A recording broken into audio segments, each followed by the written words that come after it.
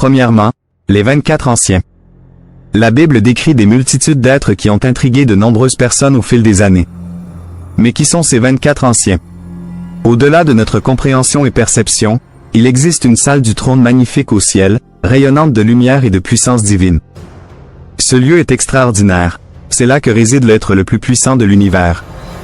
Le voyage de Jean à l'île de Patmos et ses visions subséquentes, y compris celles des 24 anciens, sont parmi les épisodes les plus intrigants de la Bible. Au milieu des merveilles du domaine surnaturel, une présence se distingue. Un cercle de 24 anciens vêtus de blanc, couronnés d'or, assis sur des trônes autour du trône principal. Qui sont ces figures? Pourquoi sont-ils ici? Après avoir adressé les 7 églises, Jean se retrouva soudainement dans la même salle du trône de Dieu. Il vit Dieu assis sur un trône, apparaissant comme des pierres précieuses. Autour de ce trône, il y avait 24 autres trônes, et sur eux étaient assis les 24 anciens. Ces anciens portaient des robes blanches avec des couronnes dorées sur la tête. Dans cette vidéo, je vais explorer tous les êtres les plus mystérieux enregistrés dans la Bible. Je vous invite donc à vous abonner à la chaîne, à cliquer sur le bouton « J'aime » et à regarder cette vidéo jusqu'à la fin. Les anciens, avec les 4 créatures vivantes autour du trône, se prosternèrent devant Dieu, jetant leurs couronnes devant lui et déclarant « Tu es digne, ô Seigneur, de recevoir la gloire, l'honneur et la puissance, car tu as créé toutes choses, et par ta volonté, elles existent et ont été créées. » Révélation 4/1. Il n'y a aucun endroit dans le livre de la Révélation où les identités des 24 anciens sont détaillées. D'autre part, il est très probable qu'ils soient des représentants de l'Église. Certains pensent qu'ils sont des êtres angéliques, cependant, cela est très improbable. Il est clair qu'ils règnent aux côtés du Christ du fait qu'ils sont assis sur des trônes. Il est répété que l'Église règne avec le Christ. Le mot grec traduit par « ancien » dans ce contexte n'est jamais utilisé pour désigner des anges. Il est exclusivement utilisé pour désigner des hommes qui ont atteint un certain âge et sont capables de régner. Comme les anges ne vieillissent pas, le terme « ancien » ne peut leur être attribué. Bien que les anges puissent servir habillés en blanc, la couleur blanche est plus fréquemment associée aux croyants car elle représente la justice du Christ qui nous est attribuée dans le salut. Les anciens portent des couronnes dorées, indiquant qu'ils ne sont pas des anges. Les anges ne reçoivent jamais de couronne et il n'y a aucune preuve qu'ils en portent. Les chérubins, créatures vivantes, servent de motivation pour les 24 anciens à s'engager dans l'adoration, car les chérubins adorent Dieu à toute heure du jour et de la nuit. Les anciens sont vus comme des représentants du peuple de Dieu, particulièrement dans l'Ancien Testament. Ils sont ornés des couronnes de la victoire et se sont déplacés vers le lieu que leur Rédempteur avait préparé pour eux. Numéro 2. Les roues dans l'Ancien Testament. Les anges sont mentionnés 108 fois dans le livre de l'Exode. Moïse a également rencontré des anges pendant la période d'Erens dans le désert. Mais que sont les roues? Le terme « roue » en hébreu ancien se réfère à des roues, mais ce qui est particulièrement intéressant, ce sont les roues du trône de Dieu, mentionnées dans la vision d'Ézéchiel. Dieu choisit d'ouvrir les cieux à Ézéchiel temporairement. La description de la vision inaugurale d'Ézéchiel est l'un des passages les plus difficiles à traduire dans tout l'Ancien Testament. Ézéchiel commence par raconter où il était lorsqu'il a vu la vision. Il tente de mettre en mots quelque chose qui ne pouvait être clairement expliqué, utilisant des similitudes pour décrire, en comparant à d'autres choses pour donner une idée de ce que c'était. Alors qu'Ézéchiel observe un nuage sombre menaçant de foudre et de feu s'approchant du nord, au sein du nuage, il y a 4 êtres illuminés brillamment. Avant de voir les roues, Ézéchiel a vu des créatures, plus tard identifiées comme des chérubins. Après avoir vu les chérubins, Ézéchiel a vu les roues, semblables aux roues d'un chariot. Le meilleur objet pour imaginer ce qu'Ézéchiel a vu est un gyroscope. Ézéchiel décrivait quelque chose qui pouvait se déplacer dans n'importe quelle direction sans avoir besoin de tourner. Gardez à l'esprit qu'Ézéchiel décrivait l'indescriptible. Maintenant, alors que je regardais les créatures vivantes, voici, une roue était sur le sol à côté des créatures vivantes, pour chacune des 4.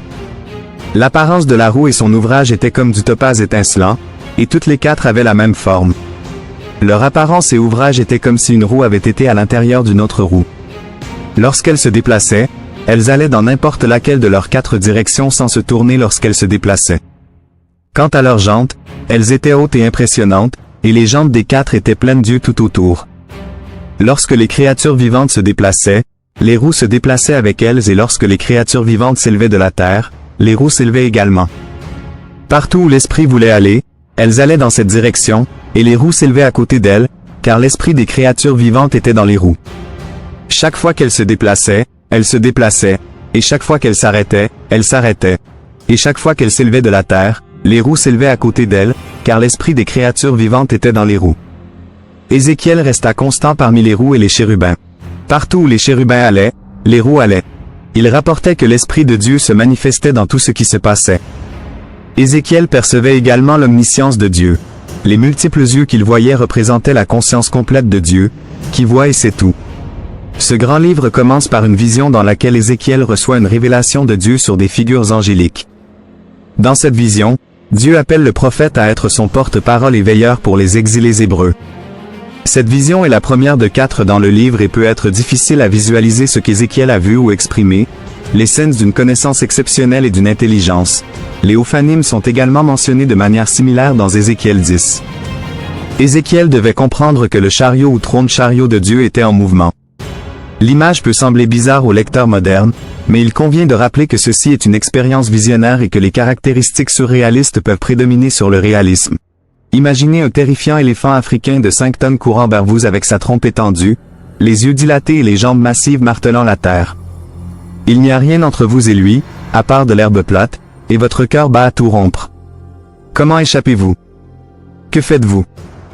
Sachez que des animaux bien plus redoutables et puissants que les éléphants africains ont autrefois parcouru la terre. Le Béhémoth est décrit comme cet animal gigantesque dans le livre de Job. Tout a commencé avec un homme riche nommé Job, résidant à Uz avec sa famille élargie et son vaste troupeau. Il était intègre et correct, toujours s'efforçant de vivre une vie morale. Il avait une relation très disciplinée avec Dieu.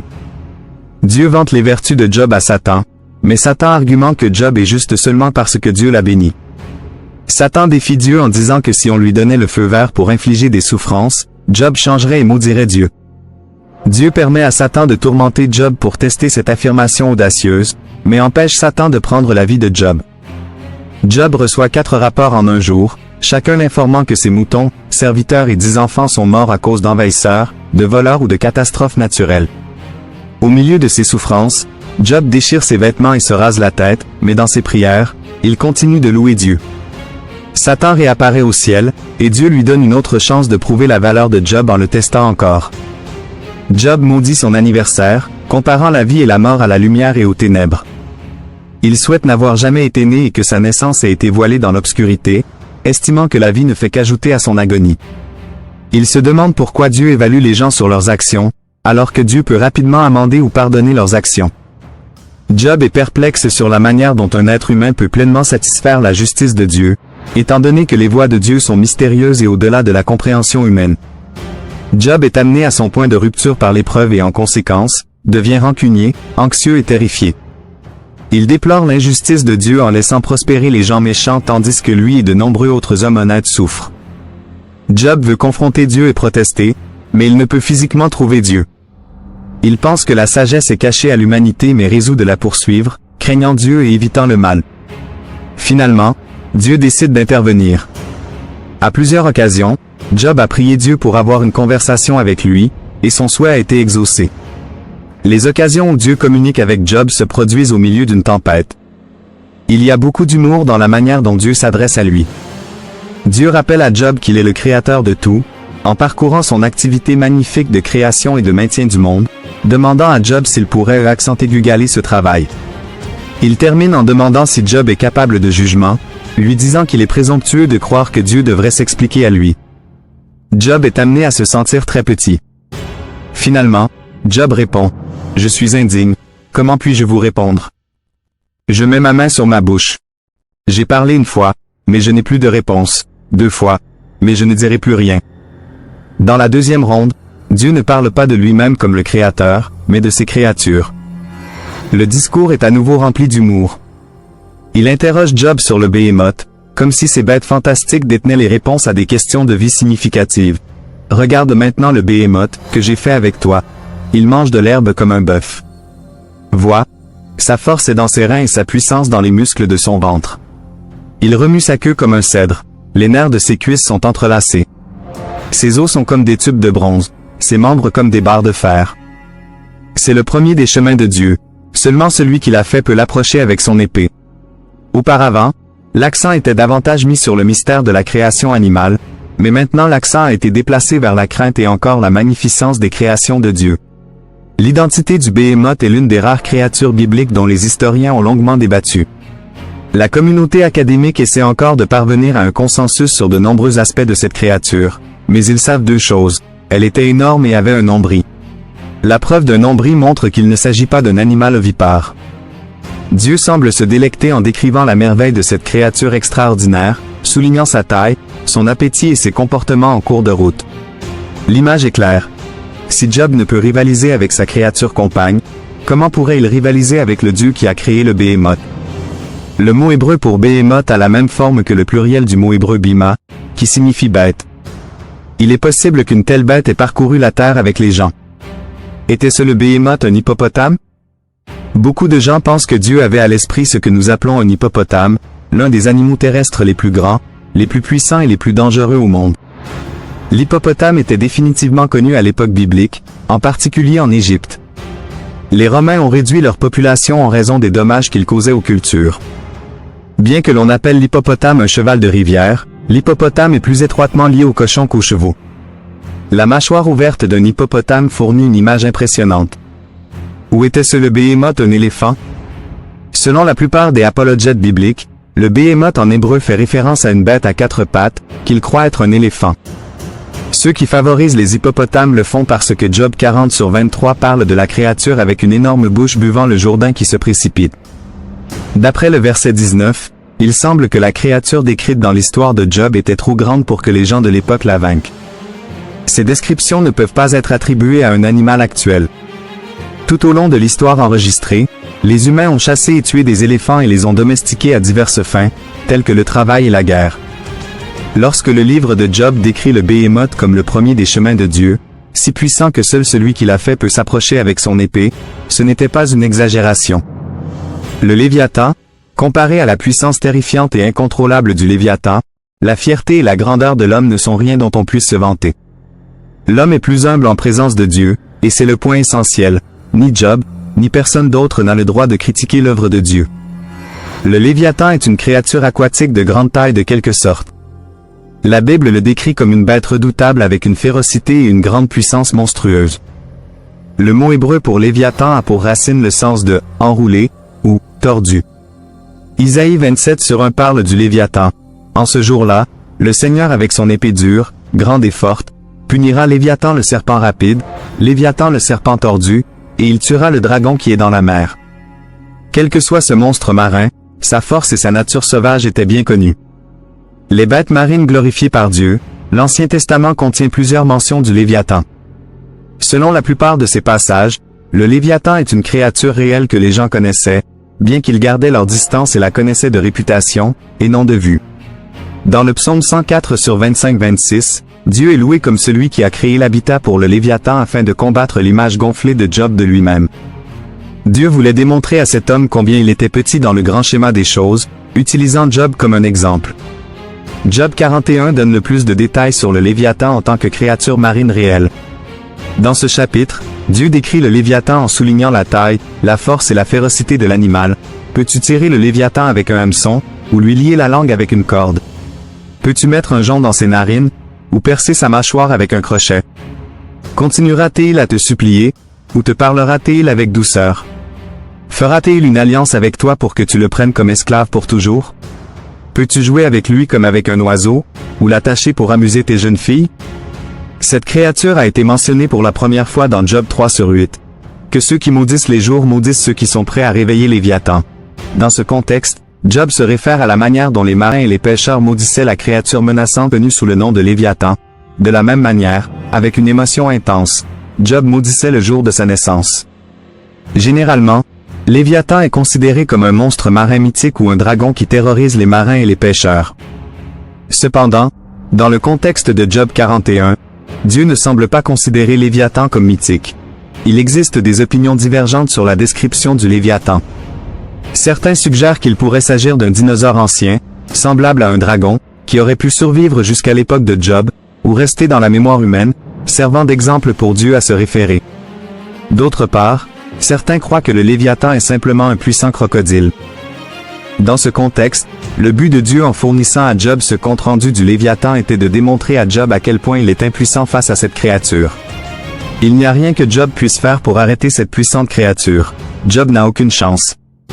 Les chérubins sont un groupe d'êtres célestes créés par Dieu. Ils sont les premiers dans la hiérarchie angélique à apparaître dans la Bible, immédiatement après la chute d'Adam et Ève. La Genèse 3 enregistre les événements du Jardin d'Éden. Ayant violé le commandement de Dieu de ne pas manger de l'arbre de la connaissance du bien et du mal, il était probable qu'Adam et Ève étendraient leurs mains et prendraient également de l'arbre de vie et vivraient pour toujours. En conséquence, ils furent expulsés de leur paradis terrestre, mais qu'est-ce qui empêcherait Adam de retourner dans le jardin et de désobéir à Dieu de nouveau? La réponse est donnée dans ce verset. Genèse 3h24, ainsi Dieu chassa l'homme, et il plaça à l'est du jardin d'Éden les chérubins et la lame flamboyante du glaive qui tourne dans tous les scènes, pour garder le chemin de l'arbre de vie. De ces deux sources dans la Bible, il semble que la responsabilité principale des chérubins soit de déclarer la nature pécheresse de l'homme et de protéger la présence de Dieu des hommes pécheurs. Autant Adam désirait retourner au jardin d'Éden, les chérubins lui rappelaient qu'il avait enfreint la loi de Dieu. Le grand prêtre d'Israël était autorisé à entrer dans le Saint des Saints une fois par an pour contempler le propitiatoire. Je suis sûr qu'il a dû ressentir à chaque occasion. Je ne mérite pas d'être ici dans la présence sacrée de Dieu, car je suis un pécheur. Les chérubins sont des êtres réels et puissants. Cependant, dans la Bible, les chérubins représentent souvent des choses célestes.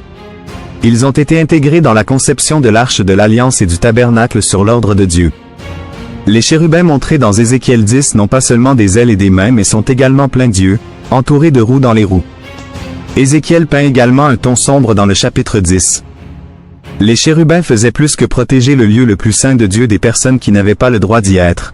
Ils assuraient également le droit du grand prêtre d'entrer dans le lieu saint avec du sang en tant que médiateur du peuple avec Dieu. Les chérubins ne nieront pas l'accès au trône aux chrétiens le plus humble.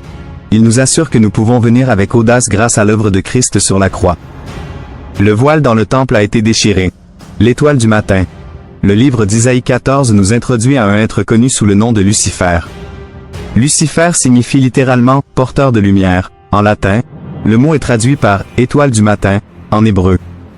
Lucifer était représenté comme un être brillant, resplendissant et merveilleux dans toutes les langues. Melchisédek. Nous abordons maintenant le seul humain de notre liste, un personnage dans la Bible plus mystérieux que la personne de Melchisédek. Lorsque nous le rencontrons pour la première fois, il vit à l'époque d'Abraham. Même le nom Melchisédek porte un air de mystère. Il fait une entrée discrète dans le canon des Écritures. Qui est-il? Pourquoi y a-t-il tant de discussions à son sujet? Il est mentionné dans l'Ancien et le Nouveau Testament. Notre histoire épique commence avec un homme nommé Abraham. Comme beaucoup d'entre nous, nous ne sommes pas familiers avec le fonctionnement des noms en hébreu et dans la Bible. Dans la Bible, les noms ne sont pas seulement descriptifs, ils portent également une autorité. Par exemple, le nom que Dieu a donné à Adam signifiait « issu de la terre », décrivant de quoi Adam était fait. Un nom peut parfois être lié au rôle du nommé dans le récit biblique, comme dans le cas de Nabal, un homme insensé dont le nom signifie « fou ». Les noms dans la Bible peuvent représenter des espoirs humains et des révélations divines, ou sont utilisés pour illustrer des prophéties. Alors, quelle est la signification du nom Melchisédek? Le nom Melchisédek a une signification significative dans Hébreux 7/2. Cela signifie « roi de justice » ou « le roi est juste ». Ce nom implique que la personne portant ce nom est juste et correcte dans ses actions. C'est un nom approprié pour un dirigeant ou un leader qui maintient la justice et la droiture dans son royaume. Melchisédek est utilisé pour expliquer les mystères de Jésus. Tout comme Melchisédek est le roi de la paix, Jésus est également le roi de la paix. Dans la prophétie d'Isaïe concernant le Messie à venir, il dit que la seconde information sur Melchisédek que l'on peut découvrir dans Genèse 14 est qu'il a présenté à Abraham du pain et du vin. Prêtre du Dieu très haut. Genèse 14h18 nous dit qu'il était prêtre du Dieu très haut. Selon les Saintes Écritures, il n'y a qu'un seul Dieu qui est le très haut. Ce titre appartient au Dieu qu'Abraham adorait. Lui seul régnait sur tous les dieux et était celui devant qui tous les dieux devraient s'agenouiller. Le sacerdoce que possédait Melchisédek venait avant le sacerdoce d'Aaron et des Lévites. Melchisédek a béni Abraham par le Dieu très haut. Melchisédek a reconnu dans Genèse 14h20 que le Dieu très haut avait donné à Abraham la capacité de vaincre les ennemis. L'ordre et le mystère de Melchisédek sont utilisés pour expliquer Jésus, l'homme qui n'avait ni commencement ni fin. Le point de vue intéressant concernant Melchisédek est qu'il n'a jamais eu de début ni de fin. Ce sacerdoce de Melchisédek est un sacerdoce qui doit continuer jusqu'à la fin des temps. Dans le Nouveau Testament, la référence à Melchisédek se trouve dans l'Épître aux Hébreux. Ce chapitre établit des comparaisons entre le sacerdoce de l'Ancien Testament et le sacerdoce que le Seigneur Jésus possède maintenant. Hébreux 6h20 mentionne que Jésus est entré en tant que précurseur pour nous, devenant ainsi un grand prêtre pour toujours selon l'ordre de Melchisédek. Hébreux 7 nous donne plus d'informations sur Melchisédek que tout autre passage de la Bible. L'auteur se concentre sur un incident spécifique lors de la rencontre entre Abraham et Melchisédek. Hébreux 7:1-4. Car ce Melchisédek, roi de Salem, prêtre du Dieu Très-Haut, qui rencontra Abraham alors qu'il revenait de la défaite des rois et le bénit, à qui aussi Abraham donna la dîme de tout, d'abord par l'interprétation de son nom, est roi de justice, et ensuite aussi roi de Salem, c'est-à-dire roi de paix, sans père, sans mère, sans généalogie, n'ayant ni commencement de jour ni fin de vie, mais rendu semblable au Fils de Dieu, demeure prêtre à perpétuité. Maintenant, arrêtez-vous et considérez combien cet homme était grand, à qui même Abraham, le patriarche, donna la dîme de tout. Abraham est considéré comme le père des Israélites, le peuple de Dieu. Il était tenu en haute estime en raison de son rôle. Malgré cela, Abraham s'est soumis à l'autorité de Melchisédek et lui a donné la dîme des dépouilles de la bataille. L'ange de la mort. Peut-être avez-vous entendu parler de l'ange de la mort, mais qu'en est-il d'un ange de la mort? Il existe une distinction entre les deux. Nous voyons ce chapitre apparaître dans l'Exode pour ceux qui sont familiers avec l'ange de la mort. Parce que les Égyptiens refusaient de libérer les Israélites asservis, Dieu envoya diverses plaies sur eux, la pire étant la dernière plaie. La dernière plaie implique l'ange de la mort. Exode 11:1-2. L'Éternel dit à Moïse, « Je ferai venir encore une plaie sur Pharaon et sur l'Égypte, après quoi il vous laissera partir d'ici. Quand il vous laissera partir, il vous chassera tout à fait d'ici. Parle maintenant à l'oreille du peuple, et que chacun demande à son voisin et chacune à sa voisine des objets d'argent et des objets d'or. » Moïse retourna dans les appartements royaux pour un dernier entretien avec le roi. Exode 11:4-5. Moïse dit, « Ainsi parle l'Éternel. Vers le milieu de la nuit, je sortirai au milieu de l'Égypte, et tous les premiers-nés dans le pays d'Égypte mourront, depuis le premier-né de Pharaon qui siège sur son trône, jusqu'au premier-né de la servante qui est derrière le moulin, et tous les premiers-nés des animaux. Il y a eu des guerres dans le passé et il y en aura à l'avenir. » L'Égypte venait de subir 9 plaies et d'autres catastrophes nationales étaient en route, mais il n'y aurait jamais eu une autre vague de deuil comme celle-ci.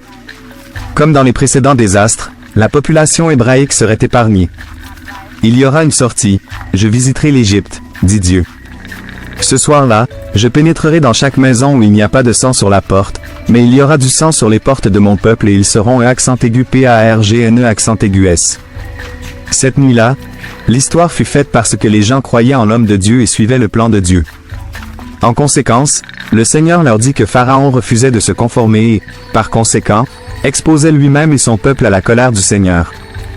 La nuit où personne ne dormit, Exode midi 29:30, et il arriva, à minuit, que l'Éternel frappa tous les premiers-nés dans le pays d'Égypte, depuis le premier-né de Pharaon qui siégeait sur son trône, jusqu'au premier-né du prisonnier qui était dans la prison, et tous les premiers-nés des animaux.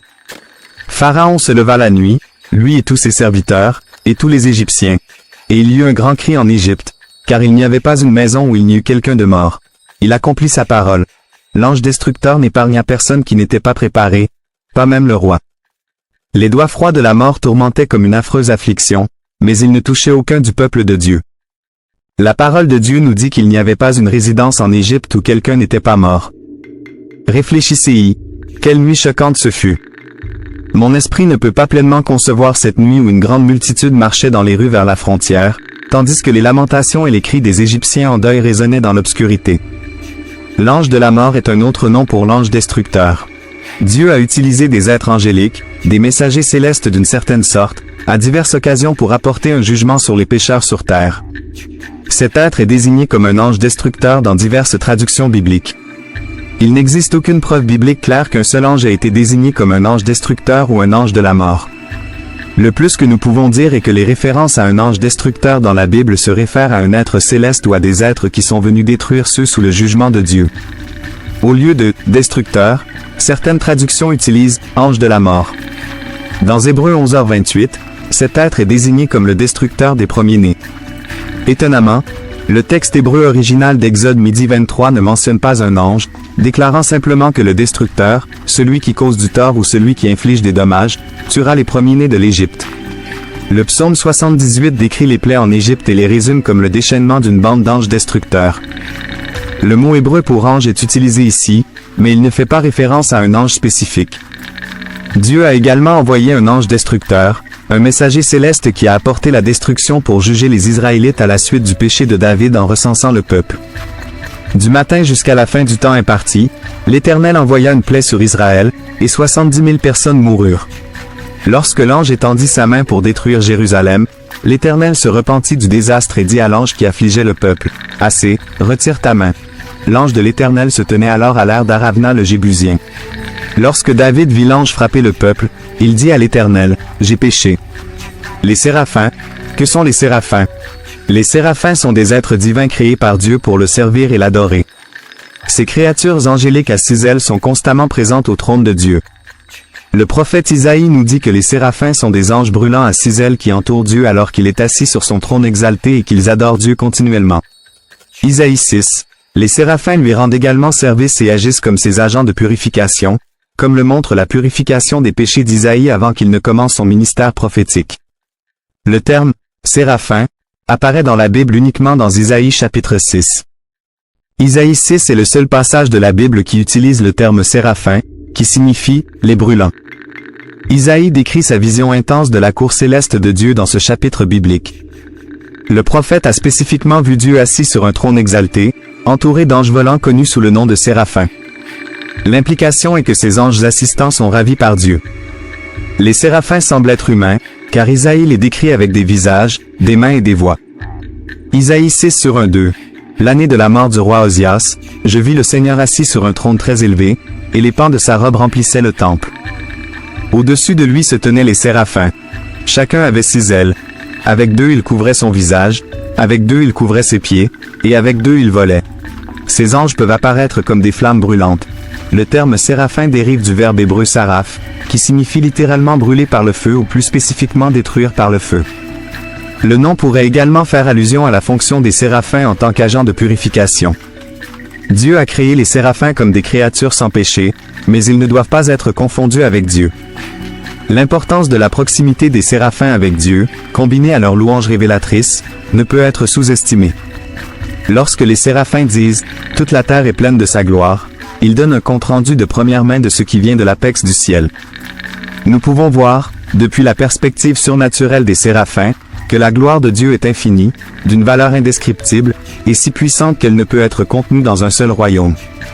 Sa gloire explose à travers le ciel, se déploie à travers le domaine spirituel, et déborde à travers la terre. Cette gloire révélée nous permet d'entrevoir un Dieu saint. Être saint signifie être distinct et vénéré.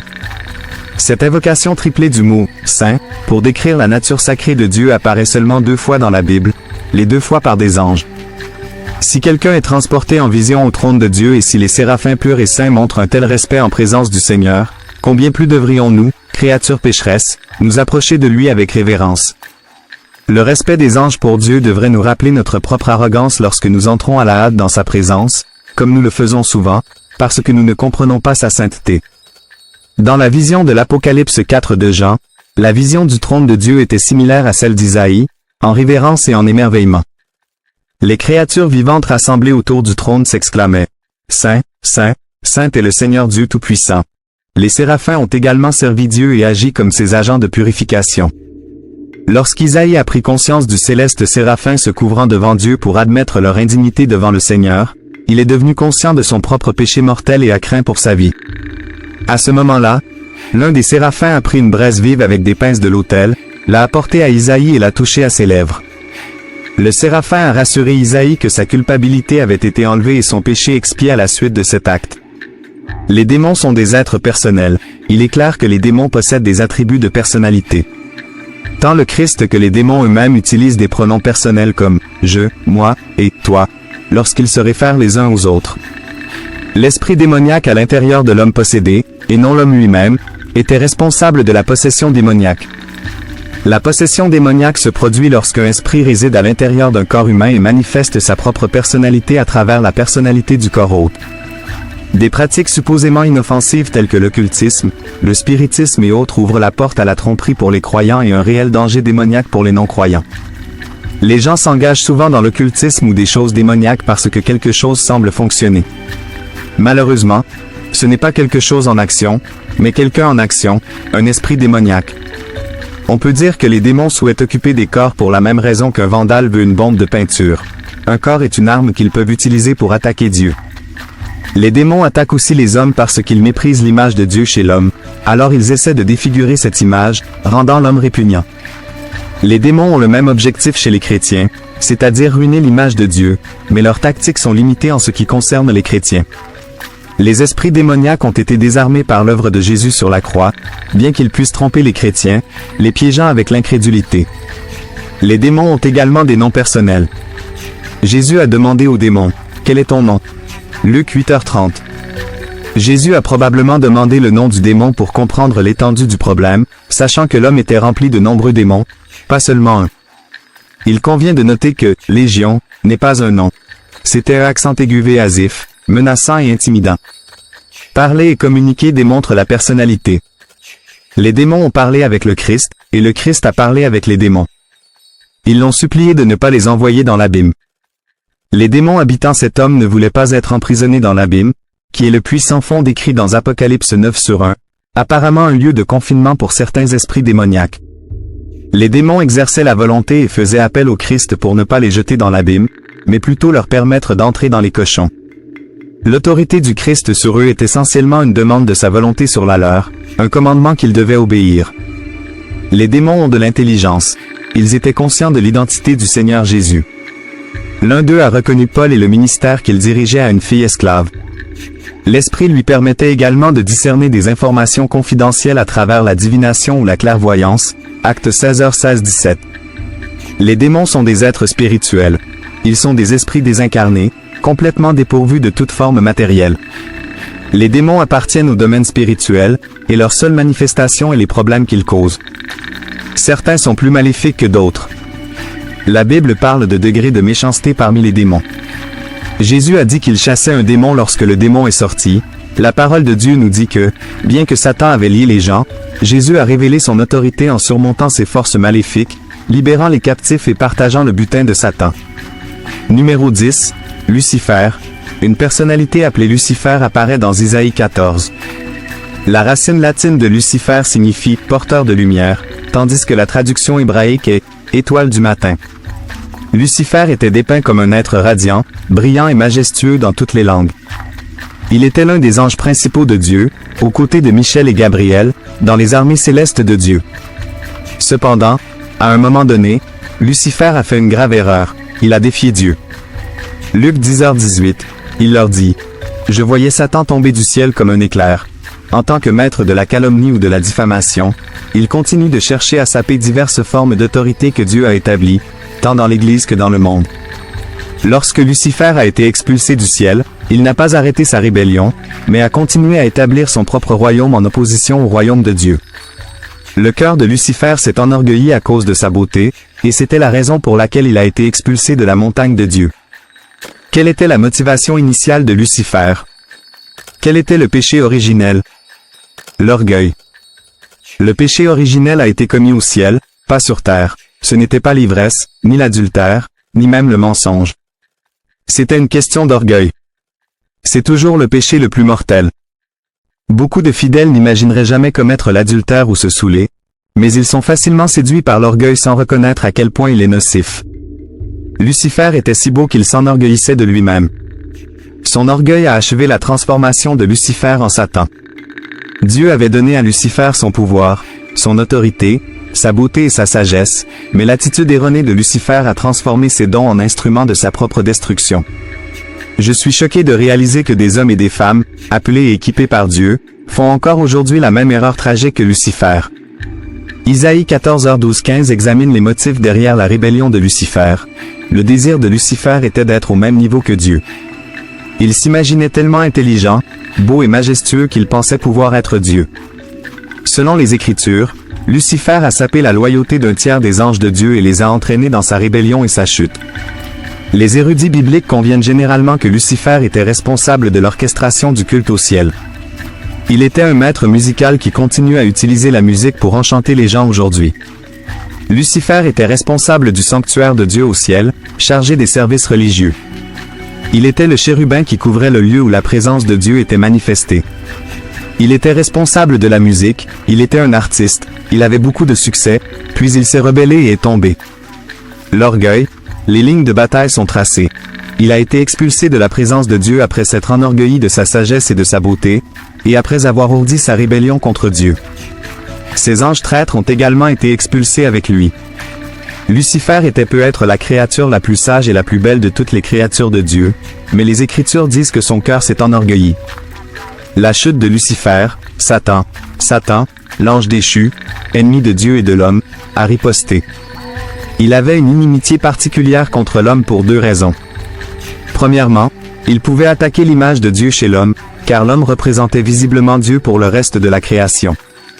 Satan ne pouvait pas toucher Dieu, mais il pouvait faire la guerre contre l'image de Dieu chez l'homme. Son plaisir était de profaner cette image, de la détruire, de l'humilier et, à cette fin, il travaillait sans relâche.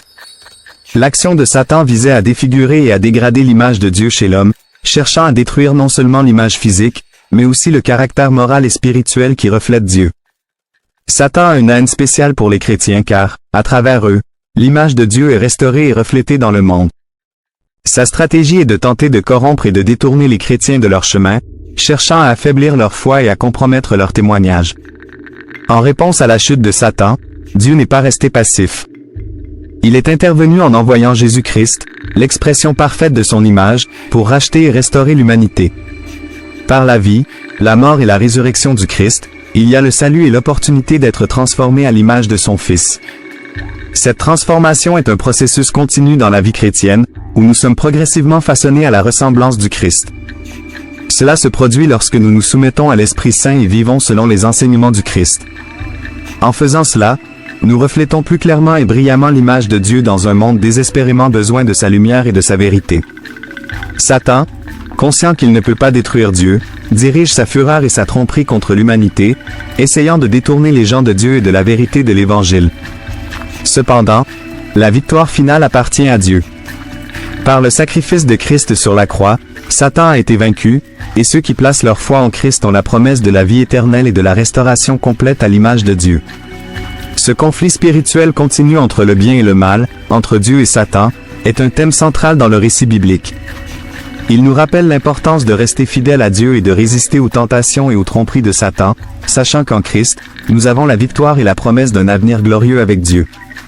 Je vous invite à laisser votre avis précieux dans les commentaires si ce contenu vous a été utile. Je vous demande de me soutenir avec votre abonnement, laissez votre like et cliquez sur l'une des 2 vidéos qui apparaîtront pour continuer à nous regarder ensemble. Nous pouvons éclairer plus d'esprits et élargir notre compréhension. Merci d'être ici, à la prochaine fois et que la lumière illumine votre chemin.